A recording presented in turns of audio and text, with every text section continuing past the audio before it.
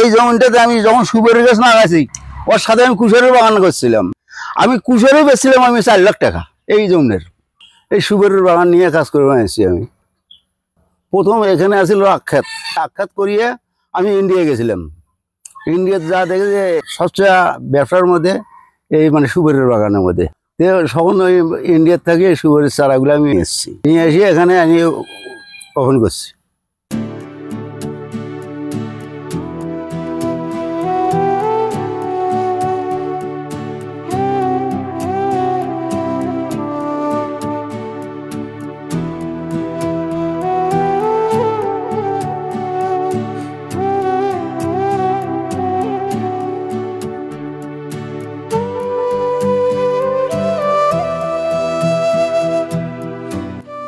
এটা বেশি একটা খরচ নাই তো, ধানের আবাদ জোর করে যাই 1 বিঘা জমির মধ্যে খাটিয়ে খুটিয়ে 70 টাকা লাভ হয়। যে 1 বছরে আমার 5 লাখ 6 লাখ টাকা আমার সুপারি দেবে। তো ধানের আবাদ করবো না সুপারির বাগান করবো।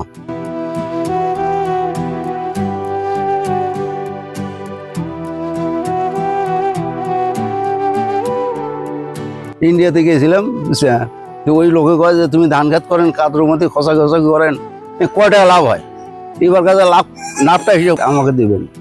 পরে দেখি 70 টাকা লাভ হয়েছিল 1 বিঘার মধ্যে। তো বেটা করছিল যে 1 বিঘাতে 1 বছরে 5 থেকে 6 লাখ টাকা সুপারি বিক্রি হবে।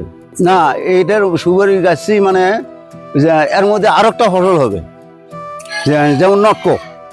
এই জমিনটার মধ্যে নটকো মনে করেন একে মানে নিম্ন হলেও 200 নটকোর গাছ হবে। আমি নটকোর গাছ গাড়া শুরু করছি ওই ইন্ডিয়ার থেকে। ওই বেটাররা তো আমাকে ইন্ডিয়ার আত্মীয়, তো ইন্ডিয়ার থেকে পার হইতে মানে যা টাকা গেছে তারা ওরাই দিচ্ছে। এইদিকে আনতে 4,000 টাকা গেছে আমার গাছ গাড়ি ভাড়া, এই টাকাটাই গেছে আমার। আমি কোনো কার কাছে সহযোগিতা চাইও নেই, আর অথবা আশাও নেই আমার কাছে। নিজেও করি, না হলে মোবাইল করি ইন্ডিয়াতে, ওরাই পরামর্শ দেয়। এই টাকাটা আমার পরামর্শ আমার কোনো দরকার পড়ে না।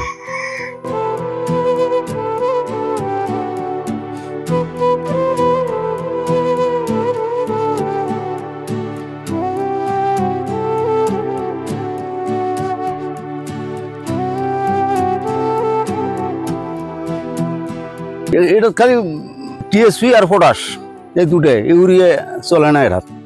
আর মনে করেন পানা টানা হাবি যাবি ভুসি টুসি।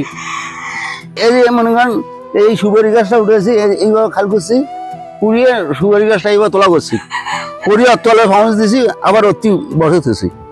এই সুপারি গাছটা অন্য উঠে নিয়ে যায়নি তো। তা আমি চিন্তা ভাবনা করছি যে অন্য জায়গাতে যে কোনো জমা পাই আর কি বর্তমানে, আমি সেখানে সুপারি গাছ লাগানো, অথবা নিজের জমি আছে আর পাশাপাশি যে একটু দূর হয়। এই সুপারি যদি একটা জমি লাগায় তার কোনোদিন লস আসবে না। যে একটা করে সুপারি গাছ যদি 1000 টাকা করে যদি সুপারি বিক্রি করে, তাই কতগুলো গাছ কাটবে তাই হিসাব করে দিন, দেখে তাই কতগুলো গাছ আসবে আমার। 1000 টাকা এটা কম করে আমি হিসাব দিলাম। থাক, প্রত্যেকদিন করি না আমি। ওই যে আধা ওদে গাছছি, তার মাঝে চড়াই ফালি বানাইছি, এটা সার উৎপাদন করার জন্যে। এটা চাহিদা বাবা, এটা চাহিদা তোমার কপাল বিশেষে চাহিদা হবে। আমি তো 1000-এর কথা কইছি, একটা গাছত নিম্ন হলো 1.5 গুড়ি 2 গুড়ি সুপারি হয়। তোমার চাহিদার উপরে, তোমার যত্নের উপরে। তুমি গাড়ি থুছেন যে ঘাস হয়েছে, এই হয়েছে, ও হয়েছে, কিন্তু অত ফসল আসবে না। মানে এই সবসময় আমার এইরকম পরিষ্কার ভেঙে আঁকছি আমি ঘাস ঘুষ কিছু আঁকি নাই।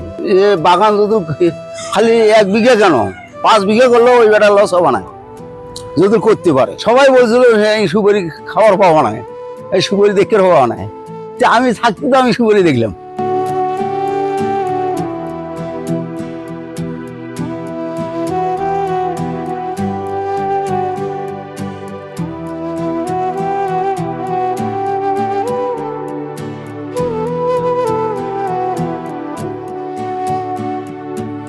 গাইনার থেকে ফুলবাড়ির কথা বলেই আমার বাগান দেখে দেবে। চেষ্টা করে করতে গেলে অল্পতে হয়, চেষ্টা না করলে কিচ্ছুই হয় না। তাই যে চেষ্টা করে যে আমি একটা সুপারির বাগান করবো, তাতে তার কোনো লস হবে না।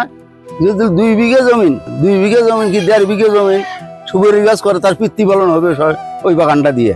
ছেলে মেয়ে এখন তো এরা তো সবসময় খালি আকাশ তো উড়ে চায়। আমি টাকার বস্তা কোটে পাই যে এইভাবে তো টাকার বস্তা আসবে না। টাকার বস্তা নিয়ে গেলে, যেমন আমি এই বাগানটা করছি, যে আমি যে 5 লাখ টাকার সুপারি বেচবো, যে 5 লাখ টাকার আমার কি বস্তা হবে না মানিব্যাগের মধ্যে আসবে? বস্তায় হবে গেল আমার। 1 বস্তা টাকা কামি করতে বহুদিন কাজ করা লাগে, তার বাজে খালি বস্তাত করেই টাকা আনবেন, আর কোনোটা না, মানিব্যাগের মধ্যে টাকা আসবে না। মোহাম্মদ সাদা মিয়া, বাড়ি বাজারখালি, উত্তর বেতপুর। আমার নাম্বারটা হলো 01733979252।